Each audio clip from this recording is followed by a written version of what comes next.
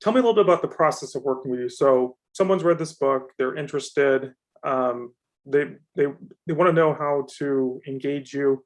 Um, how do they engage you, and what does that process looks like, and what can they expect from that process? So, in doing this for 30 years and being in a partnership with a group of advisors that helps oversee other advisors, I've learned that, people are tired of being sold. Just had a phone call with somebody, and they said that they had talked to three other advisors, and it very quickly turned into this sales type of phone call or meeting. Yeah. And, I have elected to have a neutral meeting arrangement, which is, I will build a model, Mhm. which is what I deem as you are here. It's requires some sharing of information, but nothing sensitive, nothing specific. I don't need social security numbers. I don't need tax returns yet. I don't need account numbers or even the account statements yet. Yep. But I do want a high level understanding. And what I do that most advisors don't do is I really ask them to drill down onto the expense arena. Now, let's be honest. Most people don't like to look at their expenses. Nobody wants to look at the skeletons in their closets. Some families, they're very good. They have QuickBooks. They have an Excel spreadsheet. They have all that data at their fingertips, and it's not a big deal. Yeah. But with some folks, it's a little gray, right? That they, the left hand doesn't necessarily know what the right hand's spending. Right. And so, Or I can even imagine between spouses, it's like, yeah, this is a problem for. it is because there's typically in a household there's one person that's in charge of the bills or certain funds, and the other person I hear this quite often, which is if they say it's okay with me, Mhm. right? And that's fine, but when it comes to planning, especially long-term planning, we need to start to ask some of the tougher questions. Not just what are you doing now, and this is where my experience comes in. I hold the designation Retirement Income Certified Planner. Mhm. That designation is a very high level skill set, Mhm. which not only helps families get to retirement, but through retirement. Mhm. And that is a very distinct difference. Because when I've taught classes over at Rutgers at the business school, and when I poll the audiences there, I'll say, how many people here in the audience are afraid of running out in the retirement? And almost a resounding yes, right? Everybody has that fear. Yeah. And if you follow traditional wisdom, I don't necessarily mean traditional wisdom. What I really mean is if you follow traditional marketing advice from the financial institutions, Mhm. what they will tout is they will tout that you need to have some sum of money by age 65 and you'll be fine. And we have found that because of the risks that are associated with retirement, that can actually be devastating, critically wrong advice. Because again, there's things called sequence of return risks. There's longevity risks. There's risks that happen in retirement that we aren't facing when we're working. I share, I have some idioms or some expressions that I've shared or developed over the years. The first is, it's when you get to retirement and your last day of work, right, is like now being on unemployment for the next 20, 30, maybe even 40 years. So will your money last? And if you use some traditional models like the 4% rule, that could actually end up being very costly to you and your family, because you could find at 75 that now you're not as wealthy as you thought you were. The second thing that I have is I say, when you get to retirement, we have to segment the time frame. So let's say, and I know a lot of people say, oh, I'm not going to live that long, or retiring and I'll collect Social Security at 65 or 67 or 87. Everybody's got an answer. And I'm not saying that your logic is flawed, But what I say is that, are we thinking about things clearly? So let's imagine that we have at age 65, we decide that we're going to retire for 30 years. So 30 years, you have the first 10 years is what I call the go-go years, right? We have our health, we have our money, we have our sanity. We've now hung up our cleats and we're ready to retire. We want to travel. We want to see the world. We want to spend time with the kids and the grandkids. Well, we can do that. Then we have what we call the slow go years. The slow go years, now we have to slow down a little bit because maybe we don't have that skip in our step. We don't have that desire. Maybe we've gotten injured, or maybe we're just happy spending time with the family close by. And then we have the no-go years. I'm not going anywhere. My knees hurt, my back hurts, I can't get out of bed. I'm going to stay right here, and anybody that wants to come see me can come visit. So we call it the go-go, the slow-go, and the no-go years. And I just, as you're speaking with folks, when you're 45 and you're making a lot of money and you have young children and you're trying to get these kids homework done and everything that's going on, and then at 55, oh my God, 10 years till I retire. It's this spot from about 45 to 65 that I help to start to say, with a plan, we can start to help stack the odds in your favor. And that's why I'm so passionate about what I do, is because I've helped a lot of families. I just had a call today with a family that significant wealth that I've helped them over the last 10 years, put 3 kids through college. He ended up losing his job last year. 55 years old, nothing gave me greater comfort to be able to say that you're going to be fine. You have very little chance of running out of money.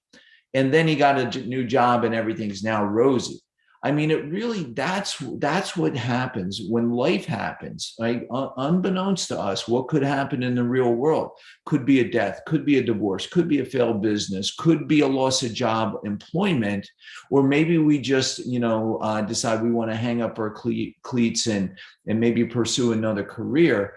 That we have to be prepared for the unexpected. And that's why dealing with a seasoned veteran, I think, is so critically important, and it's my skill set. You've been doing this for 30 years, and before that you were in the Navy, I believe.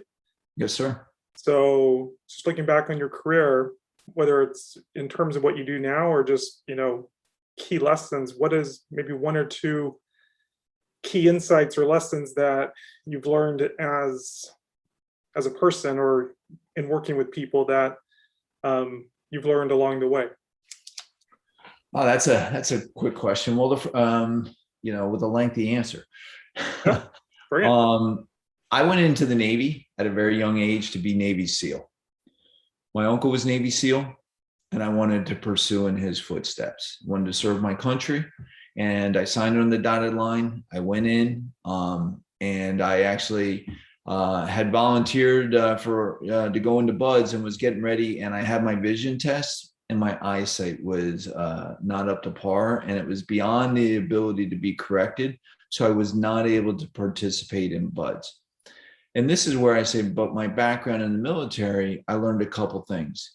A work ethic, right? To me, if you're going to do something, my Uncle Ron, who was a Navy SEAL, always said this: whatever you're going to try, a lot of people want to try things, do it for a year.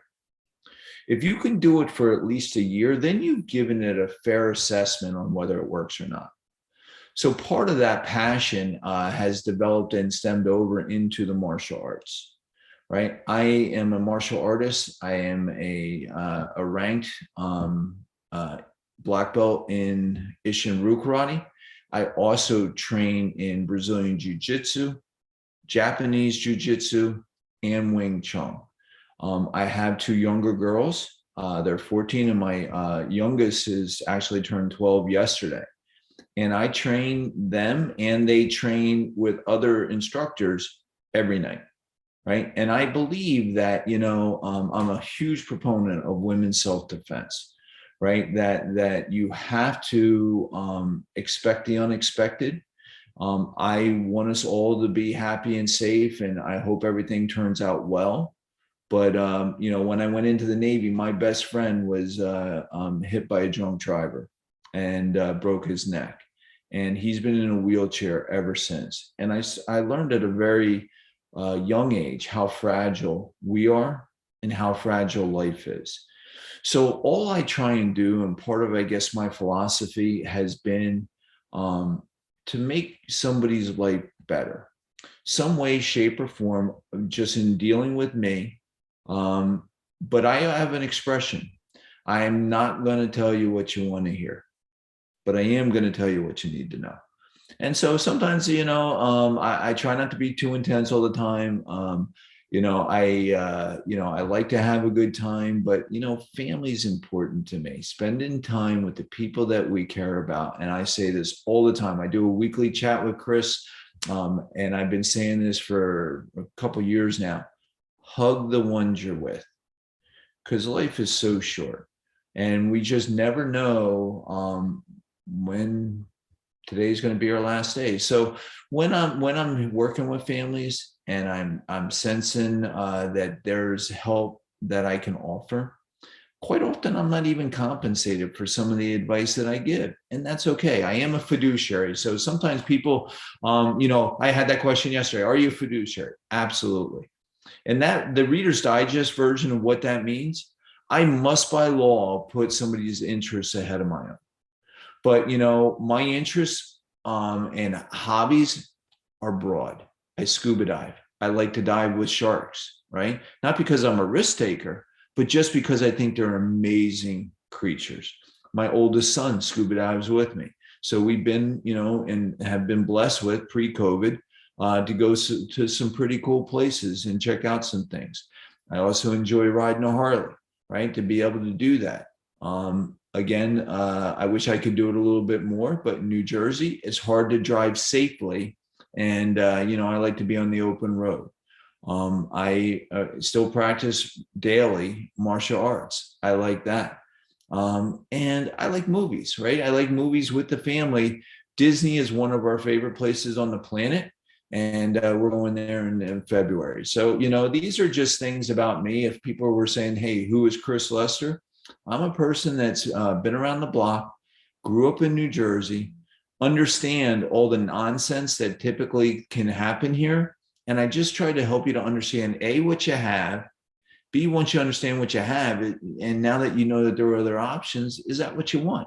And then from there, most of my clients, at the end of the day, I can say this, and I'm proud of this, become my friends, right? And I'm not a fit for everybody. That's okay.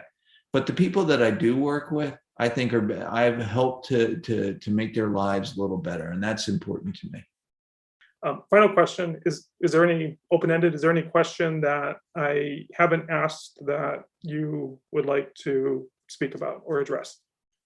Yeah, just to me, family is important. People are important. I cannot say that enough. You know, I'm 57 now. So if anybody was curious, I'm 57. I lost my dad at 54. This year, I've seen two high school buddies went to school with have passed away. I've had two advisors that have passed away. One was 58, the other was 65, and not from COVID. None of them passed from COVID. You know, and it just, you know, as I go through this journey that we call life, I reflect on, you know, I'm very blessed to be alive. I feel very fortunate to be able to have built a lifestyle that I think my family, you know, appreciates me. I'm able to provide for them. I'm able to offer guidance and wisdom, not just to my family, but to other families. And as I go through this, I think it's nice to be able to, you know, ultimately, and I use this term, like, hey, I'm a financial advisor. As a fiduciary, you know, I have to disclose, I get paid, how I get paid, all that stuff will come up over time, right? But my goal is, if you said, what is your goal in a relationship of helping a family? It's to elevate myself to that trusted advisor category. Yeah. And that's where I feel I have dialed in. because, you know, if somebody is picking up the phone to say, hey, I'm thinking about buying a new car, how should I pay for this? Should I lease it? Should I finance it? You know, that I have enough of a relationship with that family that I can help them make thoughtful decisions. Yeah. Somebody, you know, is saying, hey, listen, I'm thinking about giving some money away for charity, right? What's the best way to do that? Should we set up a will and a trust, powers of attorney? You know, I just have a woman now that's, you know, her beneficiaries are in another country. And so, you know, it's just being able to help people to have a good, thoughtful sounding board that quite often I got no horse in this race, right? It's just giving based on my experience, my professional opinions, and I love sharing and I love helping.